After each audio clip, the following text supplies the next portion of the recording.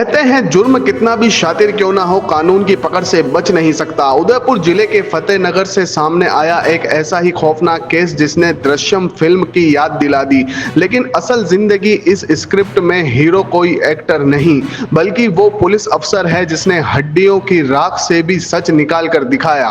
70 वर्षीय वृद्धा चांदीबाई की हत्या और लूट के सनसनीखेज मामले में पुलिस ने रमेश लोहार नामक आरोपी को गिरफ्तार कर लिया है। लेकिन इस केस में सबसे बड़ी बात यह है कि इसका खुलासा हुआ है थानाधिकारी चंद्रशेखर किलानिया की चतुराई और अथक मेहनत से।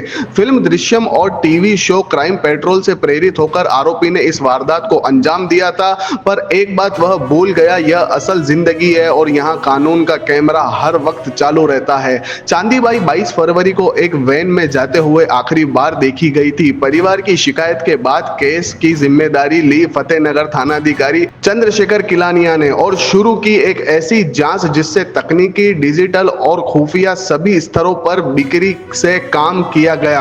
आरोपी रमेश ने पूछताछ में कबूल किया कि उसने वृद्धा की हत्या कर शव को जलाया और अवशेषों को गोसुंडा बांग में फेंक दिया था। पुलिस ने न सिर्फ वारदात में प्रयुक्त वैन, लोहे का पाना, गैस गन और लूटा गया जेवर बरामद किया, बल्कि डीएनए जांच से यह भी पुख्ता कर दिया मिले अवशेष चांदीबाई के ही हैं।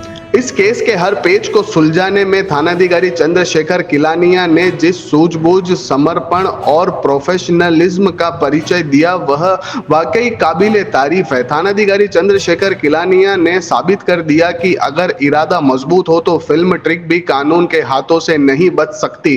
फतेहनगर पुलिस की इस कामयाबी ने न सिर्फ चांदीबाई के परिवार को न्याय दिलाया, बल्कि आम जन का भरोसा भी कानून पर और मजबूत किया। चांदीबाई को इंसाफ मिल गया और आरोपी को कानून का सजा देने वाला कटघरा। इस केस ने साबित किया फिल्मी चालें पुलिस की असलियत के सामने बोनी है। थानाधिकारी चंद्रशेखर किलानिया की मेहनत को सलाम और इस केस से जुड़ा हर सबक हम सब के लिए जरूरी है। फतेहनगर थाने में फरवरी माह में एक महिला चांदीबाई की एक एमपीआर दर्ज हुई थी। चांदीबाई बेसिकली ढोलक बजा के अपना जीवन यापन करती थी और अकेले रहती थी। इसी महिला का एमपीआर दर्ज होने के पश्चात जांच के दौरान यह पता लगा कि इस महिला का अपहरण किया गया और अपहरण बेसिकली एक रमेश लोहार ने लूट के इरादे से इसका अपहरण किया। अपहरण करके और लूटने के उद्देश्य से और साक्ष्यों को मिटाने के लिए और किस तरह से अपराध से बच जाए, उस दृष्टि से उसने दृश्यम फिल्म और क्राइम पेट्रोल देख करके किस तरह से साक्ष्यों को मिटाया और मिटा करके इस पूरे जघन्य हत्याकांड से अपने आप को बचाने का प्रयास किया। लेकिन मनीष कुमार जो आईपीएस ऑफिसर हैं, मावली के अभी प्रेजेंट में सहायक पुलिस आयुक्त हैं, जो इस केस के अनुसंधान अधिकारी रहे, उन्होंने पूरी तत्परता से साइंटिफिक इन्वेस्टिगेशन करके किस तरह से इस पूरे मर्डर का खुलासा किया, मनीष जी आपको एक्सप्लेन करेंगे। देखिए, 22 फरवरी 2025 को चांदीबाई नामक एक वृद्ध महिला जो कि ढोल बजाने का काम करती थी, उसको आखिरी बार देखा गया था 23 फरवरी 2025 को। जब वो वापस लौट कर अपने घर पर नहीं गई तो उनके रिलेटिव द्वारा फतेहनगर थाने में एक मिसिंग पर्सन्स रिपोर्ट दी गई थी। 2 माह तक पुलिस ने छानबीन करी, परंतु कुछ इसमें फैक्ट नहीं सामने आने के उपरांत मार्फत सीओ ऑफिस के एक एफआईआर दर्ज करवाई गई थी शक के बिना पर, जब कुछ ऐसे फैक्ट सामने आए थे कि कोई सिल्वर वैन, मारुति वैन लेकर कोई व्यक्ति आया था और उसके साथ चांदीबाई जा सकती है। इस कड़ी को पकड़ करके हमने आगे इन्वेस्टिगेशन स्टार्ट किया और काफ़ी साइंटिफिक एविडेंस जब हमने लिए, टेक्निकल एनालिसिस किया, तो ये निकल कर के आया कि जो सिल्वर वैन थी वो एक रमेश लोहार नाम के व्यक्ति की थी और आखिरी बार 22 फरवरी 2025 को रमेश लोहार के साथ ही चांदीबाई को देखा गया था। उसके बाद कुछ टेक्निकल एनालिसिस किया गया और चांदीबाई और रमेश लोहार की जो लोकेशन थी वो सेम जगह पर आने पर हमारी जो इन्वेस्टिगेशन थी वो रमेश लोहार पे केंद्रित हुई। उससे हमने साइंटिफिकली पूछताछ करी, तो उसके बाद उसने कई खुलासे किए। उसने ये बताया कि वो दृश्यम मूवी से प्रभावित होकर के और क्राइम पेट्रोल जैसे जो सीरियल्स है उससे प्रभावित होकर के उसने 9 जनवरी को एक ये प्लान बनाया था। 9 जनवरी को रमेश लोहार के घर पे एक सामाजिक फंक्शन था जिसमें कि चांदी बाई ढोल बजाने गई थी। और आमतौर पे चांदी बाई जब भी किसी ऐसे फंक्शन में जाती थी तो वो अपने गहने पहन के जाती थी। 9 जनवरी को जब रमेश लोहार ने चांदी बाई को देखा तो उसने रॉब करने का, उस लूट करने का और हत्या करने का प्लान बनाया। 22 फरवरी को रमेश लोहार ने करीबन 4 बजे चांदी बाई को फ़ोन करके अपने घर के पास रहने के लिए कहा और अपनी सिल्वर मारुति वैन ले जा करके चांदी बाई को उसने पिकअप किया। पिकअप करने के बाद करीबन 4 घंटे वो चांदी बाई को अपने वैन में लेकर के घूमा। वैन में लेकर के घूमने के बाद जब अंधेरा हो गया, अंधेरा होने के पश्चात फतेहनगर चुंडावत खेड़ी के पास जा करके उसने लोहे के पाने से चांदी बाई के सर पे हमला किया। वृद्ध होने के कारण चांदी बाई जब अनकॉन्शियस हो गई उसके बाद उसने चांदी बाई का फ़ोन बंद किया, उसके गहने लूटे, उसका जो भी सामान था वो सारा सामान उसने बाहर फेंक दिया जंगल में।